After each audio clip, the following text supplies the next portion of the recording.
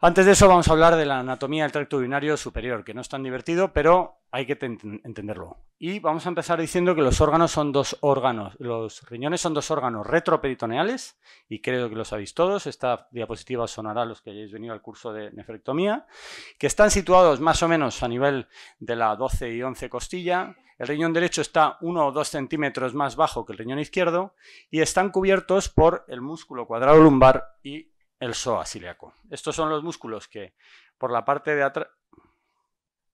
¿No va esto? ¿No? Por la parte de atrás recubren la pared dorsolumbar, en este caso, ¿no?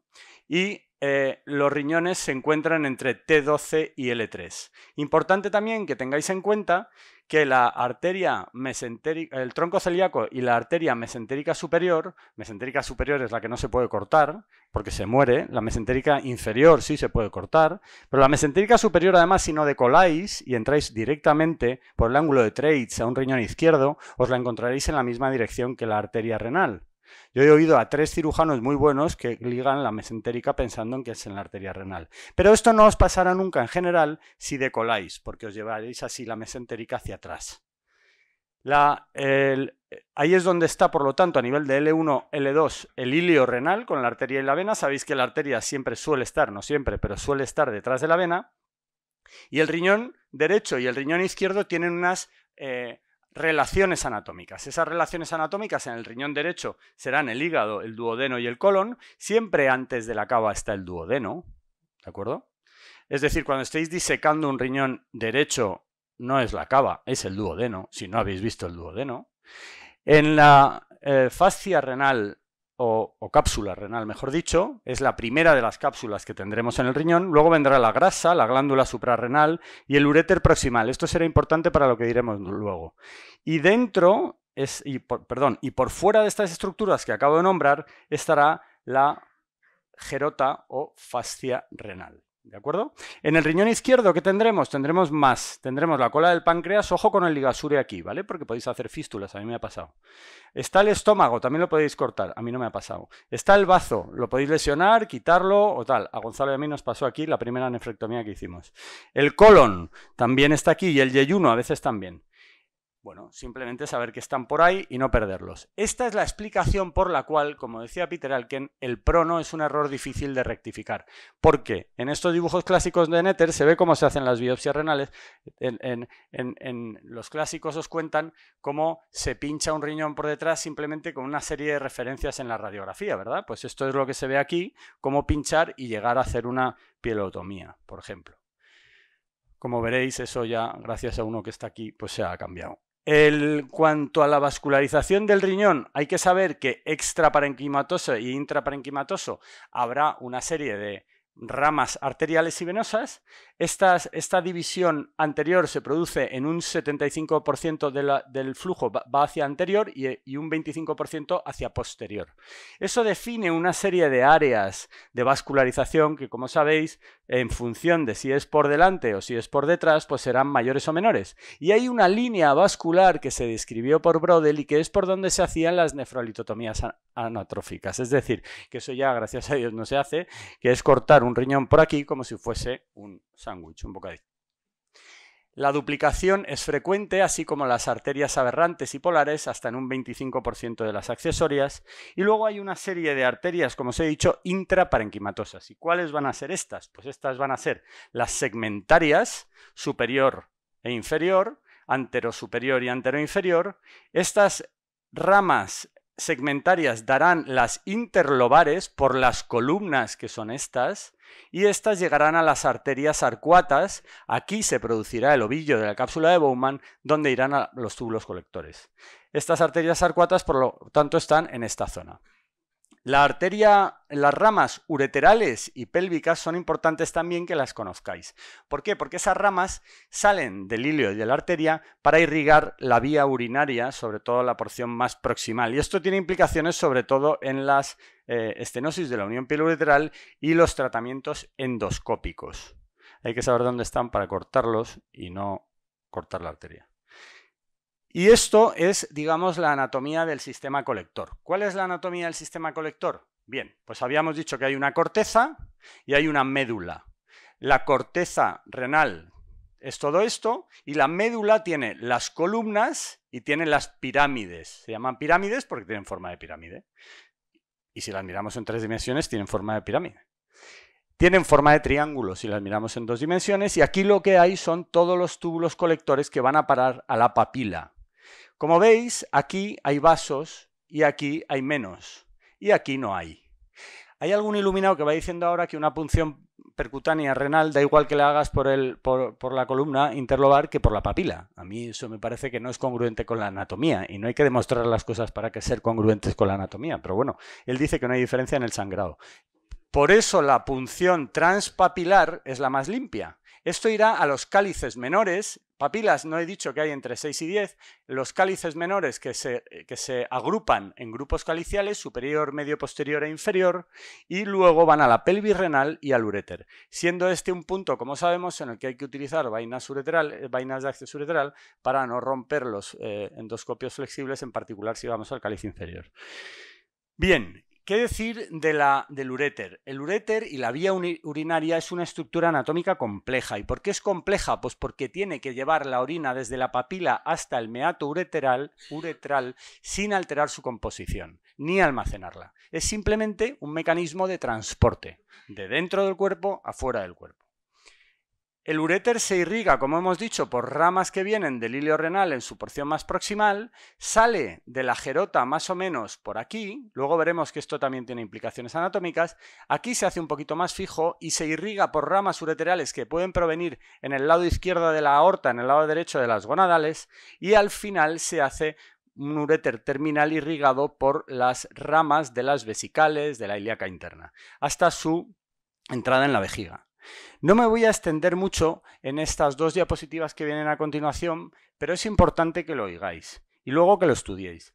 Y son que hay una de las teorías, y todo esto con la nefrostomía mínima de Goodman se desarrolló mucho, los estudios urodinámicos del tracto urinario superior. En esto Valdivia o Gaspar o Perscastro pueden dar muchas más esto que yo. Pero básicamente lo que tenéis que saber es que hay una presión piélica basal en reposo que se ve afectada por la presión intraabdominal. De manera que aumentos en la presión intraabdominal podrían resultar obstructivas. Para ello, el cuerpo humano, que es muy inteligente, y Dios en su eterna bondad así nos hizo, cuando hace una fibra muscular lisa que va desde la papila hasta la hace unas fibras concéntricas que provocan lo que han venido a llamar teoría del acelerador, del multiplicador manométrico. Es decir, que estas fibras se van a ir contrayendo de manera que van a ir eyaculando la orina hacia abajo y esta presión de contracción va a aumentar dramáticamente conforme tenemos un uréter largo y bien irrigado. Y ese uréter se va a contraer para ir expulsando la orina. Lo que vamos a hacer nosotros quirúrgicamente es todo lo contrario, es entrar hacia arriba. Y entrar hacia arriba siempre se ha dicho que hay 3 puntos conflictivos. Uno sería en el acceso retrógrado, obviamente. Uno sería la entrada en la vejiga del uréter, por su mecanismo de válvula antirreflujo. Ahora veremos un poco más de eso. Otro sería el cruce ilíaco. Y otro sería la unión pieloureteral. La unión pieloureteral, incluso estudiando los libros más clásicos, realmente dicen que no hay una distinta estructura anatómica, por lo tanto es simplemente una zona aparente de estrechamiento sin una estructura anatómica ni embriológica distinta. De hecho, eso hace que se ponga en duda este punto como un punto de conflicto. Estos son unos dibujos que he hecho por unos trabajos muy interesantes. Bueno, aquí he apuntado una anécdota y es que esta revista saudí de urología atribuye a estos 6, entre los que se encuentran en Avicena, estos 6 urólogos saudíes, la descripción de este mecanismo en el siglo XII a.C. Bueno, esto en fin, no se ha visto muy demostrado y aunque Galeno también habló algo de esto, realmente Charles Bell en 1812 es quien describe este mecanismo de entrada del uréter en la vejiga y es la publicación, a pesar de la de Waldeyer, que en el 1892, que hemos venido a llamar mecanismo de Waldeyer, realmente él lía un poco la cosa, porque en un término alemán, que igual Enrique nos puede explicar, que dice Ureterscheide, se lían todos los anatomistas y empiezan a decir que no saben si es un espacio, una vaina, un esfínter como tal o lo que sea.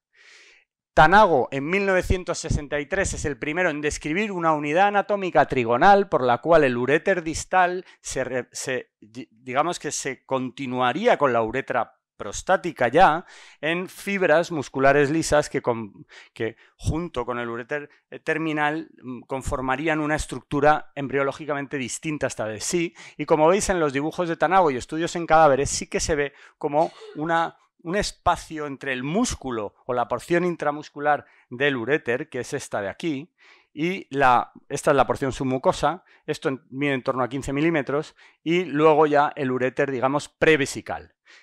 De nuevo, Salvador Gil Vernet, en 1970, publicado en Archivos Españoles de Urología, revista fundada por el padre de este señor, describe el mecanismo de esfínter prevesical, aunque luego se le atribuye en alguna publicación al año 73. De nuevo, Salvador Gil Vernet aparece en nuestros estudios.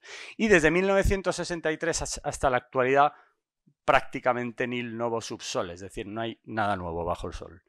Hasta que vosotros penséis en algo y lo describáis. Por lo tanto, esta parece que sí es cierta. De hecho, eso nos obliga a decir, como Gaspar, que nació en México, decía entrar por la puerta como con un sombrero mexicano, ¿no? Es decir, agachar la cabeza para entrar en el uréter, meter una guía o lo del Railway Access, ¿no? Para entrar en esto, o el uso de las tan frecuentes vainas ureterales, que esto ya no me va. Bueno, el caso es que esa de abajo sí, y las otras dos, entonces, ¿qué decimos? Pues vamos a decir que son mentira. Y esto porque en este estudio reciente, muy interesante, radiólogos se han dedicado a observar dónde estaban las litiasis de los cólicos de una serie de personajes, de enfermos con cólico renal. Y estas litiasis se encontraban casi siempre o bien en el uréter terminal prevesical o bien en lo que llaman el crossing point. Y ese crossing point no es la unión ¿cómo se dice? La unión pielo-ureteral, sino es más abajo. Es precisamente cuando el uréter, más o menos con el cruce de los vasos gonadales, se sale de la fascia de Gerota y se ve recubierto por fibras que lo acercan al psoas. Es cuando, si habéis hecho alguna retroperitonoscopia o cuando hacéis una lumbotomía, que veis que el uréter ahí está como más envuelto por el psoas, se hace más fijo y ese es un punto, y no el otro, donde vienen a parar litiasis y provocan la obstrucción. Lo que ocurre es que esas imágenes de litiasis con dilatación proximal dan lugar a error y parece que es una unión pielo-ureteral estenótica, pero no es tanto así, sino es una litiasis que ha provocado una dilatación proximal y da esa imagen. Esto se viene además ratificado por el kinking, que también vemos en los estudios, ¿no? Cuando hacemos esto muy larga. ¿Qué es el kinking? Pues la flexión sobre sí misma del uréter en este caso, porque el riñón es móvil y ese uréter, como decíamos, zoico, no lo es tanto. Por lo tanto, nos quedamos, si os parece bien, con dos puntos conflictivos, los que estos radiólogos nos han venido a enseñar, y el de la última porción del uréter. Muchas gracias.